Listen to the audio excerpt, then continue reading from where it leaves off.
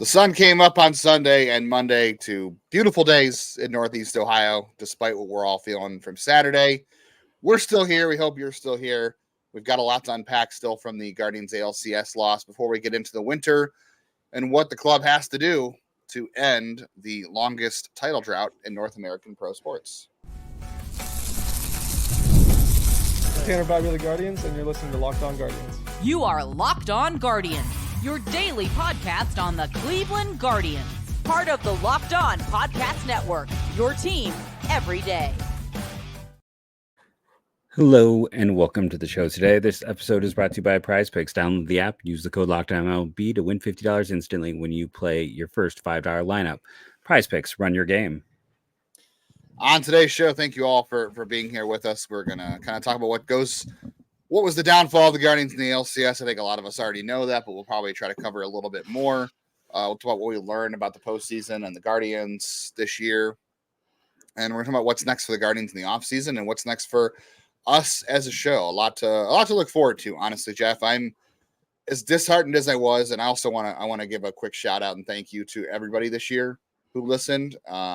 Quite frankly, it was a great year. I know it didn't end the way we wanted it to, but I had a ton of fun this year watching this team. I had a ton of fun doing this with you. I had a ton of fun with interacting with our listeners all year. We had an unexpected run to the playoffs, I think, and given the way things unfolded, we had the number one draft pick. That was a lot of fun. We had so much fun with the draft pick. It was an interesting trade deadline to cover, to say the least. The Guardians had the best record in baseball at points during the year and then finished with the second best record in the American League. That's something fun. And, you don't make the ALCS every day. There are a lot of franchises that would kill to get that experience. Agreed. And that doesn't mean that's enough. It just means that, there are two sides to how you feel about everything. And nobody's got to feel the way we feel about things. If you're angry and upset, I said it on Sunday with the bonus episode. And I also want to thank everybody who tuned into that too. I was floored by the reaction to that. It was past midnight on a Saturday and it was a brutal loss finish to the season. I didn't think there'd be a lot of people who were interested in that. That was just me trying to get some thoughts out of my head while the moment was fresh. And I was blown away by all the support and people who wanted to tune in and just kind of go through that with us. And when Jeff, we had, not to brag about ourselves for a second here, because it's not about ourselves. It's about people who listen this year. We had record numbers for the show. Mm-hmm. We had record numbers this year. And that's because of you guys, the listeners who wanted to tune in every day, whether it was exciting news or hopefully something we were doing that made it more fun. So just shout out to the Guardians, I think, for making it a fun year to cover.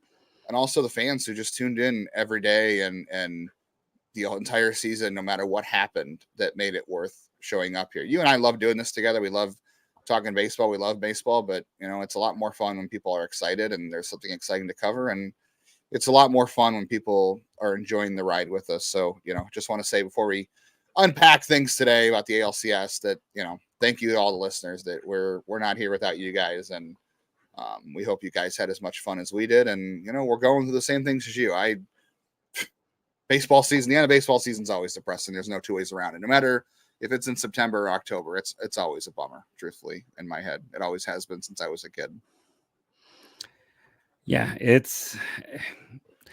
I don't know. My whole view on this whole thing, and I'll do an intro in a second, is just like, this was a great year. Like I can separate things out enough where I can be like, I enjoyed this year. There were so many fun moments. This was a team unlike any other.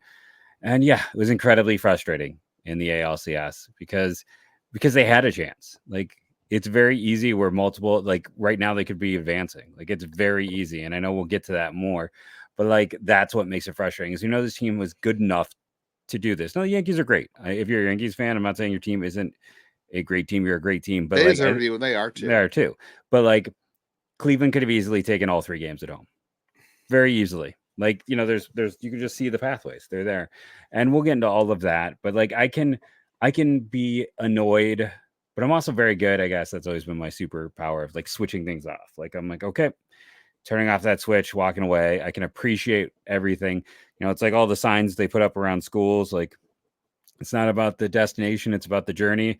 And that's if you've talked about it before on the show, but if the destination is all you care about, then sports are going to suck for you, because more often than not, the destination for no one turns out well. I mean, Yankees fans, there are poor children who have reached their teens without having no, they haven't even reached their teens. No, they have reached their teens without ever experiencing a championship there.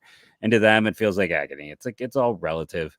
But for those who don't know me, I'm Jeff Ellis. I used to write about baseball. Now I talk about baseball. That's as much of an intro as I'm going to give you today. I'm going to give the lazy one. I'm Justin Latta, and I've been covering baseball since 2007, the Guardians minor league specifically. Jeff, I'm not even my wife's favorite Twitter follower in Cleveland. She did a shout out to Anthony Castroventz on Twitter on Sunday while we were eating breakfast, and she was like, "That one, my favorite Twitter account in baseball in Cleveland is Anthony Castroventz." And then Ricky Leday is her second favorite baseball account on Twitter, and I'm her third, only because I'm her husband. So, Jeff, you're often someone's 99th, 100th favorite blogger of all time. Mm-hmm. I'm not even my wife's number one Twitter follower. We met through Twitter. So like, it's a brutal thing. Yeah. My wife, I don't even think is on Twitter. So I don't even, I can't compare that one too much, but I will say, has Anthony Castroventz updated his thing to mention Cleveland having done okay at the deadline yet? Or is it still that they're didn't do a negative? No, it was Mike Axia at CBS who said that Cleveland was amongst the big losers at the trade deadline. I still remember that. I think everybody was a big loser at the trade deadline. I mean, it was a bad trade deadline. Yeah, no, I mean, Flattery just had a terrible, start the postseason. Yeah, it was a weird weird trade deadline, but that's a tale for another day. So I guess the autopsy on the ALCS. The one thing we talked about repeatedly, and I think we saw like very much in this, is that this team got here with a certain approach, and you don't want to start changing midstream, right? You want to keep, and I think sometimes, I don't know if I want to say they got too cute or anything like that. I know I saw some people writing that. I think they asked a lot of guys to do things they hadn't done. There was a lot of added pressure, and not everyone responded well to that. Some responded incredibly poorly. But it was a weird series. It was also, we can wonder about, the situational hitting to me is the bigger issue, honestly. But there's the little things like, okay, so Tanner was utterly fantastic. Like, let's just friend of the show, Tanner Bybee. I know people have accused us of some favoritism there, but like at the same time, like one pitch, and that pitch, he missed, like it got away from him. He admitted that. And he admitted that. And it's like, that's the one you want back. And I don't have an issue with that approach to Stanton. If you're not going to throw him anything he can hit, great. Like he had struck out twice already because of that. I understood the approach, but you're asking a guy to pitch on 3 days rest that he has never done, I think maybe once in his entire college career. Like you're putting these guys in situations and then asking them to do things they haven't done. And that's just so hard to do in the big lights, under the bright lights, having Cade Smith go 3 days in a row, having Hunter Gaddis go 3 days in a row, having and high usage, and just like, I don't know, I'm still kind of blown away that like Pedro Avila was like a savior in game 3, and then we never see him again. Like little things like that are kind of weird with, who they went to, who they didn't go to. So yeah, the lack of starting pitching hurt, but man, like Josh Naylor at one point in games 3 and 4 had 10 straight at bats with a runner on and only managed 2 hits. Now he did get 3 RBIs on those 2 hits, but there's so many other opportunities. And Brayan Rocchio, every single time there was a runner on, he couldn't make contact. If there's no one on, he was great. But then there is, we can get into his errors. So for me, it was just the lack of hitting. Like the Yankees always seem to come up with a big hit with a guy on. I mean, Jose Trevino was it game 3 or 4? Like, someone who has no business knocking in the first run does. I think that was the game 3 win. But yeah, Cleveland's situational hitting, I think, really stood out in a poor way in this series. It did. A lot of guys did. They had chances. I mean, overall, game 1. I think I just did the math on this. Didn't I just tell you the math on this? They were 8 for 43 in the series with runners on. That's a 186 batting average. The one game they did well in, game 3. They were 3 for 15, and 2 of those were obviously. And that's still not good. And 2 of those were obviously home runs, right? It was 2 2-run home runs that won the game for them. And I don't even know if 3 for David Fry 3 for 15 is still a 200% batting average. Yeah, and it's game 4 they were even better. They were 4 for 15, which is a little bit better. And game 4, to me, game 4 is the one you look back at and you think that's the one that hurts because you had that game 1. You were winning and you brought Clase in and the errors just completely unraveled you in that one. That should have been 2-2. And who knows how that affects them going into game 5. Like things could have changed. Now they only they were only tied in game 4. They had to come back and tie the game up. They were down early because Gavin was not super sharp. They were hitting home runs. He didn't walk anybody. They were hitting everything in that game. He is a guy who gives up hard hits. Like he is a guy who the hard hit percentage on his stuff is super high, and that's why I didn't love him in that matchup. But they didn't have anyone. Like unless you're going to throw Cantillo. That's the same choice as Tanner in game 5. Like you're saying, Tanner. I mean, there were some situations where they put guys in spots that they did in the regular season, which does cause a problem. You're absolutely right. But Tanner's not one of them that counts against this because his game 5 performance was fantastic, and until they left him in too long. And that's not. I mean, yeah, he admitted to the hung pitch to Stan that cost the 2 runs there. But the other half of that is 2 runs don't beat the Yankees, as we found out. You can't score 2 runs and beat this lineup. You can't make errors and beat this lineup. All things that come. So, game 5, Tanner on 3 days rest. They didn't have another choice. There's nobody else you could have gone with there. I know someone's going to say you could have gone with Lively. You could have gone with Cantillo. Lively's pitch mix. If you take his pitch mix and put it into Savant, it's like the Yankees have the second best, have an incredibly high WOBA. Like Lively is a bad matchup. That's why he wasn't on the roster to begin with. Like I appreciate everything he did all year, but not a good matchup in this situation. And you're not. I'm sorry. I mean, I appreciate everything you did all year, but I think in game 5, with your back against the wall, you have to win. I don't think you're letting the season come down to Ben Lively starting. It's Tanner Bybee. I know if Cobb was healthy, they were willing to go with Cobb, but they didn't have Cobb, and Tanner Bybee was the next best option. He might have even better option than Cobb, even if he was healthy, quite frankly. You put your ace on the mound, and the pitching plan in game 5 worked, right? Tanner was great in game 5. The bullpen was great in game 5. It was the errors. I know, Gaddis gave up the home run to Soto. But he should have been out of the inning already. He should have been out of the inning, and we'll get into Rocchio's errors after this. We got more hitters to cover. Yeah, they had 2 winnable games. They lost 2 at home and they won 1. They had 2 winnable games at home. They could have easily gone back to. I shouldn't say easily. Don't mistake easily as they should have won the game handily, but they had the opportunities where this should have been a 3-2 series heading to New York on Monday night. That's where it could have been. And one of the, game 2 in New York, or I'm sorry, game 1, game 2 they left 7 on base in scoring position. They didn't get a hit with runner in scoring position in game 2. They had 7 chances. Game 1, they only had 4 chances. You can just chalk that up to a loss, whatever, I guess. But game 2, they had a chance to steal one there. They didn't do it. They had opportunities. That's what hurts the most, I think, is that you look at these rosters and you say, yeah, the Yankees on paper totally outmatched the Guardians. The starting pitching's deeper. The lineup's deeper. The bullpens were even. And I know people are going to want to talk about money. And I have a point about money I'll make later before we get out of the show. But the Guardians had chances to win this year. I think that's what hurts the most, is even if you look on paper, they're outmatched. The Guardians had chances and a couple extra hits, maybe some different decisions. Definitely definitely there was no fear in the heart of Cleveland's order, like except for maybe from the hitters themselves. Like, Josh had his moments in game 3, but that dude was extending all game. Like they were pitching. Jose wasn't even playing well, and they were pitching around him because there was no. They weren't going to let it happen. Yeah. They just weren't going to let it happen. Yeah. No, there was no reason to. All right, we got to talk about Jose. We'll talk about the errors. We'll talk more about Stephen Vogt, the pitching. I'll get into a point about money before we end the show, and we're also going to talk about what's ahead for the offseason for the Guardians and for us. So there's still a lot of reason, we hope, for you to stick around on today and all winter of Locked On Guardians. Right now, Prize Picks is giving you Anthony Edwards. This Tuesday, he has to get 1 point. You just got to pick more. You can't even pick less. It's right now the more or less is at 0.5. So if you are using Prize Picks, you pick 2 to 6 stat categories.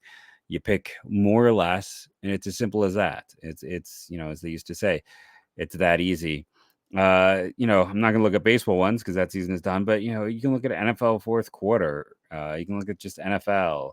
They even break it down into, MMA, NHL, first half. This is a new thing where we're seeing more and more of this NFL by the half.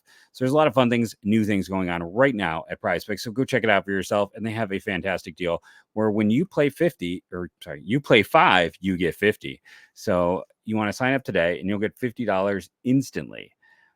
So download the app, use the code LOCKDOWNLB to get 50 instantly after you play your first 5. Again, download the app, go to the website, use the code LOCKDOWNLB to get $50 instantly after you play your first 5. Prize Picks, run your game.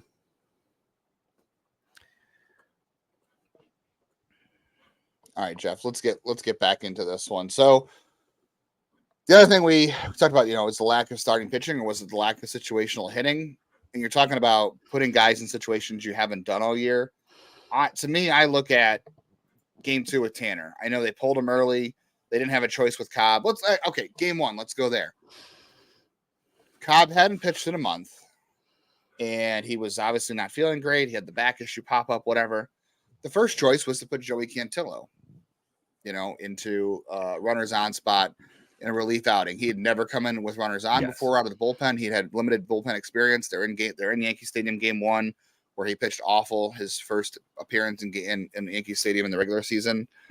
There's your first decision that totally takes you out of normal context. I think that you look back on, and then there's putting Cade Smith in the second inning in game 2 of that ALCS. I know Tanner gave up some runs.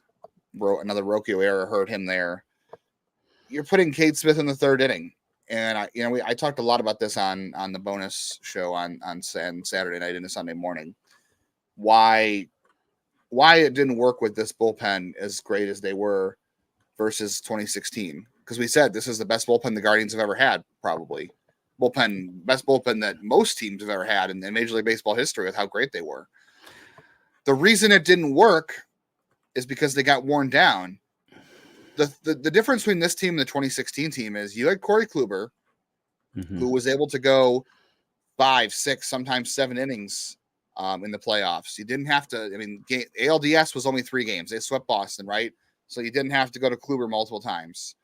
Josh Tomlin was giving you 4 or 5 innings. As much as we don't like it, Trevor Bauer was giving, except for 1 game in the LCS, he was giving you 4 or 5 innings. Ryan Merritt gave you. You let Ryan Merritt pitch in the 5th inning. Now, granted, it's only because he was pitching great for whatever reason. Like those guys, you let go 4 or 5 innings. And arguably, I would say those, besides Corey Kluber, that rotation was just as little tested as this one, if not less tested. And they won the injuries again. Yeah, thanks to injuries. Absolutely. The only reason they won, and the game that Trevor Bauer had to come out of because of the bloody finger, they won with 8 innings of bullpen coverage because they only had to do that once in the postseason. Basically, this year you were asking the bullpen to come in the 3rd, 4th, 5th, 4th inning multiple times. You had a 5-game ALDS. You had early bullpen outings in game 1 and 2. Game 3, obviously Matthew Boyd gave you, until Tanner started game 5, gave you the best outing you got from a starting pitcher all postseason, truly, until Emmanuel Clase came in and things went awry in there, and you still won that game. That's why this didn't work. Is you put a lot of relievers in really early instead of letting your pitchers go a little bit deeper, and you can do that in the wild card round because you have to, right? You can't afford 1 loss in the wild card round because it's best of 3. In the ALDS, you can also do that because you've got a couple extra off days built in. It's only a 5-game series. The ALCS is a little more like a war in the World Series too. You have to play it like it's a 7-game series. You can't assume you're going to win. I know you got to take advantage and win the games in front of you, and because it's a race to 4. But you've also got to plan for the war, and I think that was the biggest thing here is they didn't plan. They were trying to win as fast as they could, and maybe the series always favored the Yankees if it won 7 because you figured that the bullpen would be worn out if it won 7. The Yankees bullpen also got worn out too, to be fair.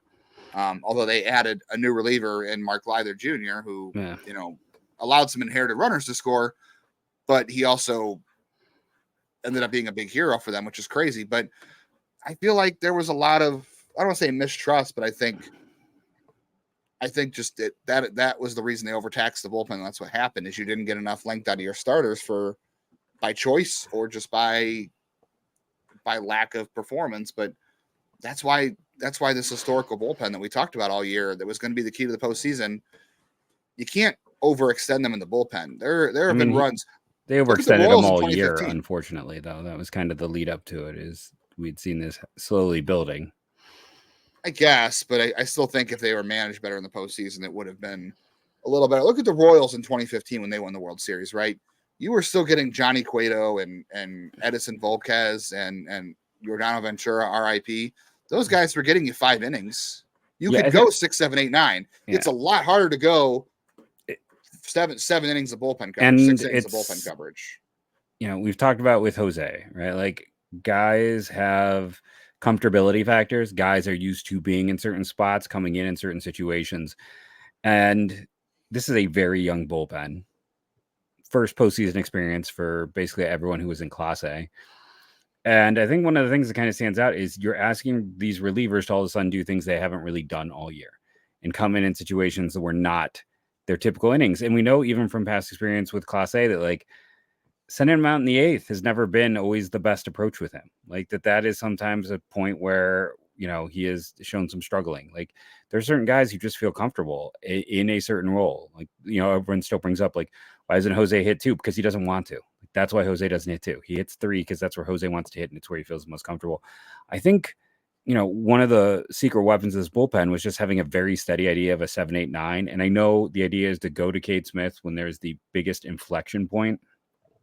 But then the other side, the third inning all the time. No, and it can't be. But then it also means that you're cutting yourself off at the knees for later, and it also means then your own, like, yes, Cade Smith's velocity was down in Game 5, right? Like, but it also means that he's only facing a certain part of the order, so he never gets. They're just getting to see him and see him and see him, and it limits his effectiveness to a degree. So it's like, yeah, I'm all for the idea of, like, maybe going to Cade Smith in the 6th, but, like, going as early as they did, you needed to, Morgan had his rough points. Zabrowski had his rough points. Cantillo had his rough points, but they also had points where they looked brilliant. Walters had rough points. But I think the other thing too, it's like, and I'll go back to Tanner's brilliant performance, was like, you and I are texting, like, how long can he stay in? Like, how long can this go? He has been phenomenal. And I'm like, there should be someone up to start the inning.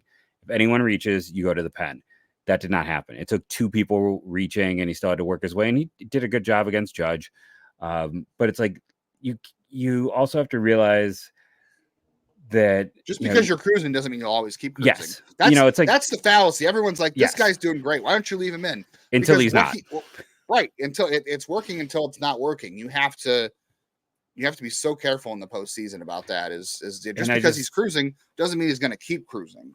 Yeah, and it was this weird, like, complete trust and lack of trust in certain people. Like I said, like, I'm not saying Pedro Avila is, like, the greatest reliever on this team, but in the win, he did shut down Soto, Judge, and Stanton, I want to say. And then he never pitched again. And it's like, maybe try to go to someone like that in one of these games. Maybe try another piece. And, like, yeah, it's dangerous, but, like, you don't have a lot of guys who are showing up consistently. So just try some other things. I really think one of the biggest weaknesses was expecting guys to throw 2 innings when they haven't done that all year. You're asking them, like, oh, it's a postseason, they can throw 2. It's like, well, they haven't done that. Like, I think, just again, one of the killers for me is asking guys to do something they haven't done all year and them failing at it. And it's like, well, of course, like, that is, ask anyone to do something they really haven't done, they're probably going to fail at it. I think I understand the logic, but again, to me, you had a 7, 8, 9 that was untouchable. It shortened games. So then you had to find someone else to fill in. Instead of ripping apart the 7th, 8th, and 9th inning to try to push to that part, try to keep the back end that has been elite together. For this 5th and 6th, you got, you have your Herons and those guys, and he did use Heron a lot, but you need those other pieces. You needed to have, at least make some effort to try to preserve the back end. I think that was a bit of a killer. Because, like I said, I just have met too many baseball players over the years. I've had too many interactions. I've had too many, getting to know these guys to know that they're an extremely superstitious lot and an extremely comfortable lot. And, it's not all of them, but guys like to do what they know they can do. And there's a degree of comfort. And then we rip that comfort away at probably the worst time to do it. Yeah, that's fair. Yeah, bullpens can dominate in the postseason, absolutely, but there also is a point of overuse and overextension and trying to find the right fit and all that. And yeah, that's what it came down to. Maybe a little more trust in your starters, maybe a little more trust in Eli Morgan. Sabrowski had great points in the series. You're absolutely right. Tim Herron had great points. Joey Cantillo in game 4 pitched great. Tim Herron, yeah, Gaddis had good spots in the series too. You know, everyone, but these guys were also human. You couldn't expect all of these relievers to have 0 ERAs. And in some ways, maybe the only chance this team had was for those relievers to have 0 ERAs. But you know, if you don't go, what did we say? If you don't go 8 for 43 runners in scoring position, you have a lot more leeway when those bullpen guys come in and they're not perfect. All right. 2 more things to get to in terms of inflection. 3 more things to get to in terms of inflection points of the ALCS. And then we're going to get to some offseason notes and news coming up. The NFL season is well underway, but NFL fans, you can keep the season going with a big return on FanDuel, America's #1 sports book. When you are sitting there in the middle of the game, you get a hunch about what the next play is going to be, who's going to score the next touchdown, the next goal, who's going to make the next 3-pointer. I know the NBA season is coming around pretty soon here. You can check out the latest stats, view live play-by-play, and so much more on the same page where you place your bets. Keep up with the flow of the game. Make that next bet that's going to make it a fun game for you. Bet responsibly, but have some fun with it too. Winning is fun, as we found out. Winning is a lot of fun, so maybe don't overdo yourself. But one of the fun things you can do on FanDuel, if you haven't tried it yet, is you can place your first $5 bet, and you'll get started with $200 in bonus bets guaranteed. So if you haven't been on FanDuel yet, this is a great offer. No idea how much longer they're going to be giving you this offer, so take advantage while you can. If you haven't been on yet, put that $5 bet on something. Whatever you'll feel good about in the middle of that game, you're going to get $200 in bonus bets guaranteed to keep the fun going. Responsible fun. That's FanDuel.com.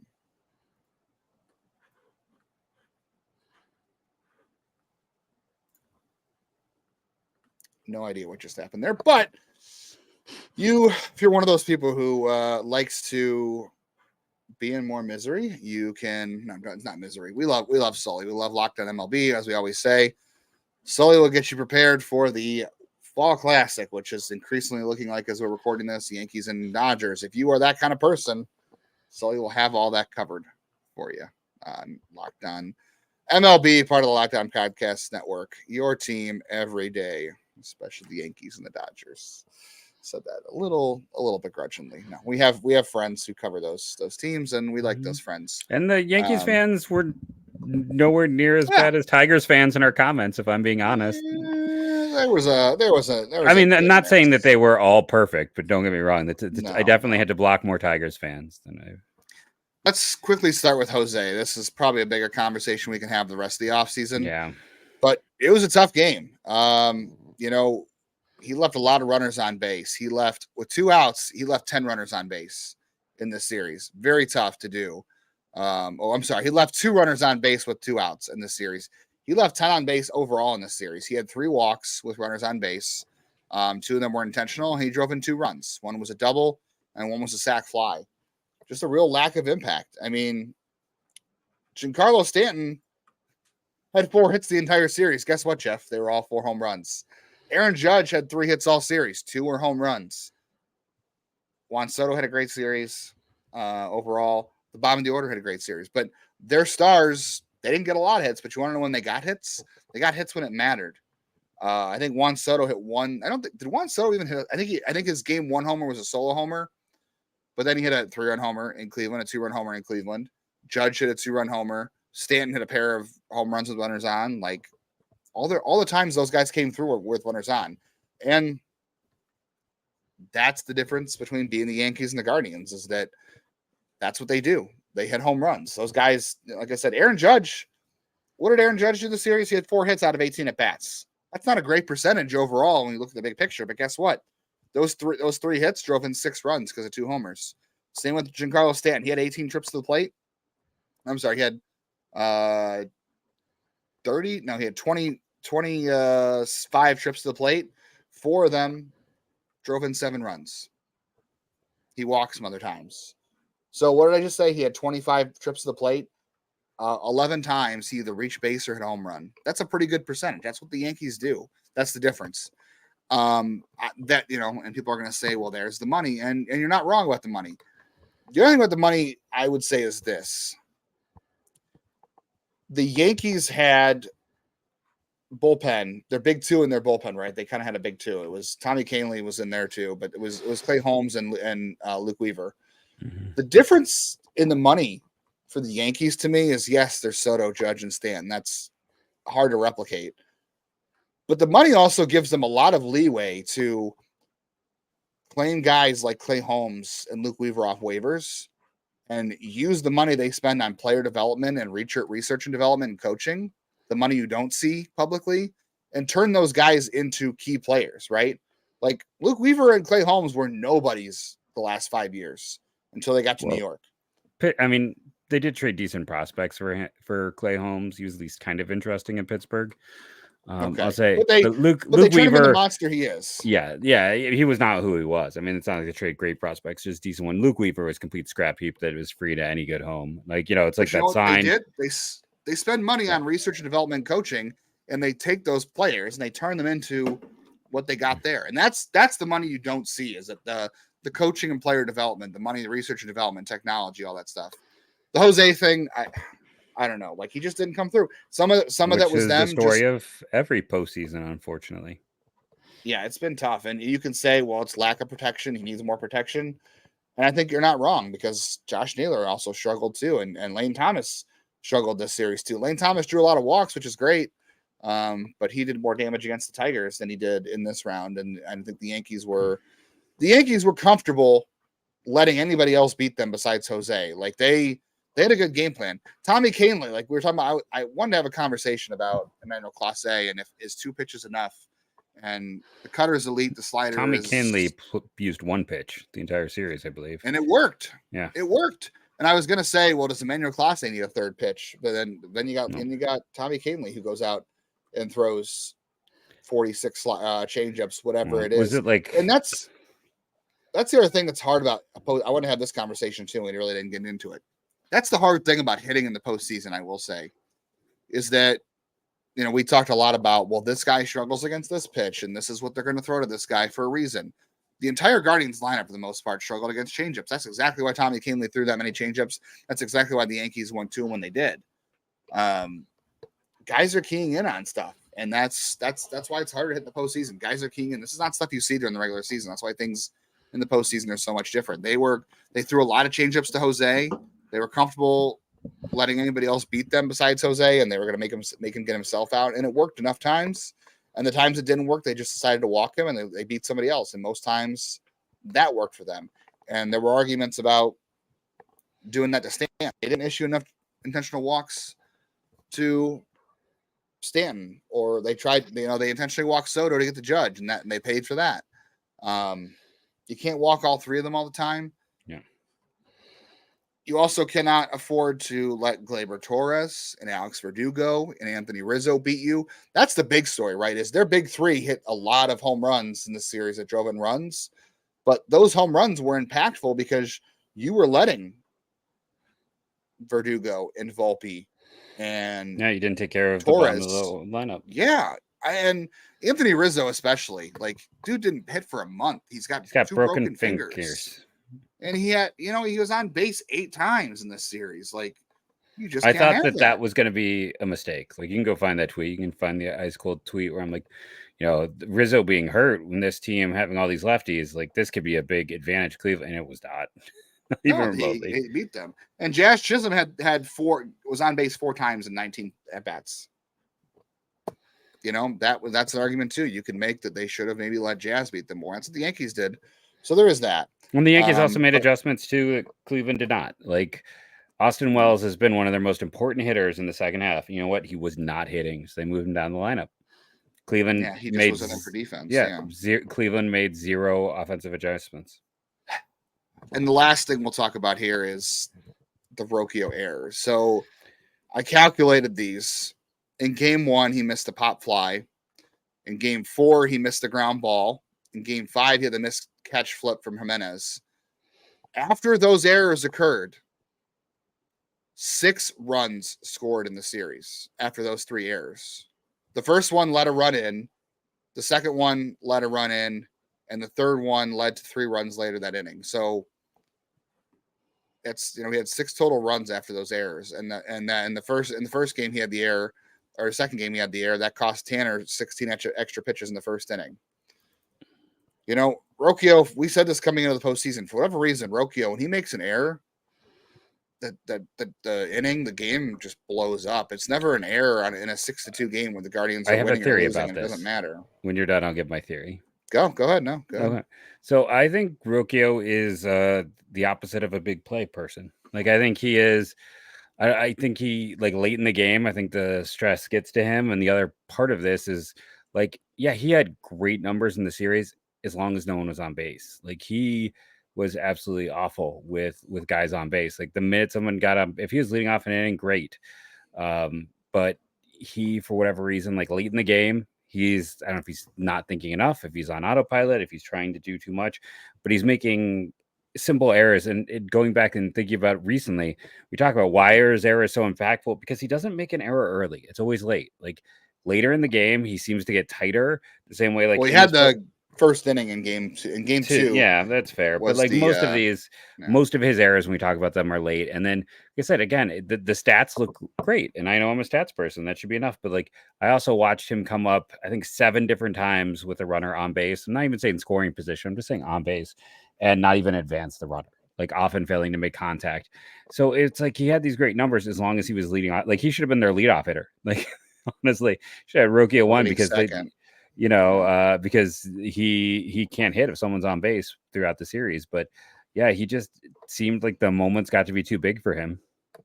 And yes, he's a rookie. 7 with runners scoring. I wasn't even counting. Like I said, Josh Naylor at one point, like I said, he had 10 straight at bats with just a runner on. I'm not even saying scoring position. When I was tracking Rocchio just in this Yankee series, he was 0 for 7. With just a person on base. For whatever reason, like, that was a struggle for him. Like, the moments got to be big. When it was low stress, he could step up. When there was a guy on base, or when it was late in the game, or there was already somebody on, like with Tanner's, that's when it went sideways. And he talked about it, and there was a lot of stories about this, that he used his championship experience in Venezuela as a way to be prepared for these situations. And that's why everyone was talking about how great he was in the LDS and how well he hit with nobody on base. I guess, it just came down to being in the clutch. Like you said, the bright lights weren't too much for him as long as there was nobody on base. Weren't all of those errors with somebody already on base too? Like, it feels like each one of those. When there's someone on base, the added pressure of trying to do something quickly, he flubs it. Like, there's just something about, like, you start adding various, pressure points onto him, and that's when it goes sideways. Yeah. But I mean, like I said, the one thing he talked about was his experience in Venezuela, winning a championship there, and how he was going to use that. And that's why he was performing well when he was, and until, the situations came up, and he unfortunately wasn't. All right.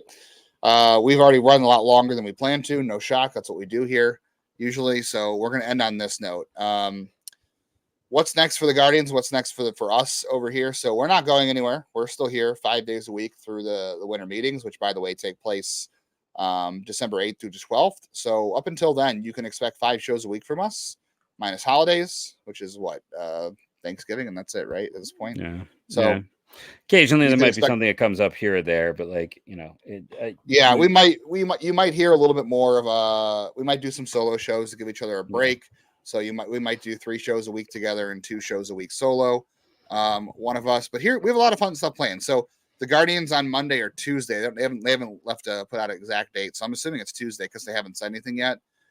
Sometime this week, the Guardians will do their exit interview with the media. They'll have Vogt and Antonetti available for all that stuff.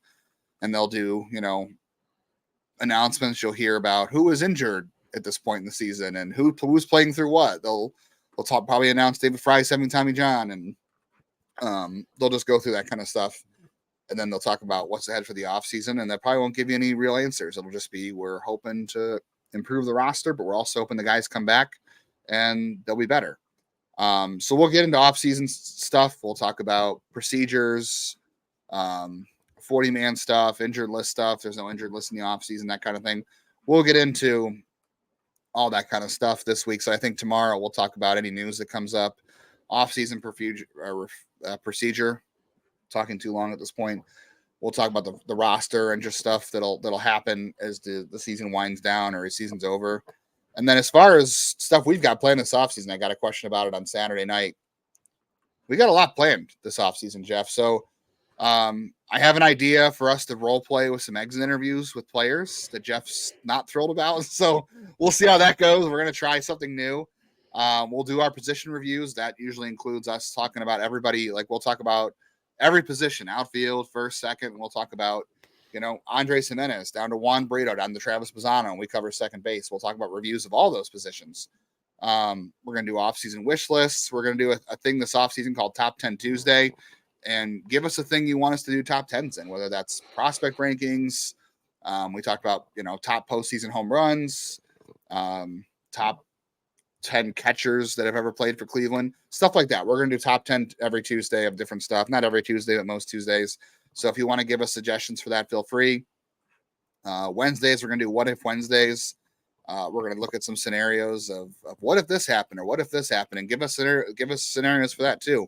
And we'll talk about that. We're going to talk about trades on Thursdays. Most of the offseason, we'll do Trade Talk Thursday. Fridays, we're going to do a lot of mailbags, so be ready for Fan Mail Friday. We'll do winter meeting previews, Rule 5 previews. We're going to review some drafts. We're going to look at the Guardians' 5-year plan. We'll talk about the best tools in the system. And honestly, we'll probably review the Guardians' draft strategy too, because they had an interesting draft this year. And in years past, in years past, they've done some other stuff too that has been faulty and not faulty. We'll talk about that and what needs to change there. So, and if there's anything else you guys want to hear from us in the offseason, definitely leave us some comments. We'll get to it. We got a lot planned, and we hope you'll stick with us and all that. Yes, I know I am well behind on comments. I don't know if I'm ever going to catch up, but I want to thank everyone who's leaving them, or at least scanning them, I will say. And who knows? We'll try our best to eventually catch up and through them. But thank you all for joining us. Remember to rate and review BN every day, or be like, when I think of everydayers, I think of David, I think of Zeev, I think of John, I think of my friend Tom. It's like you become a part of the Locked On Guardians family, as it were, on here. You are all part of that family, though.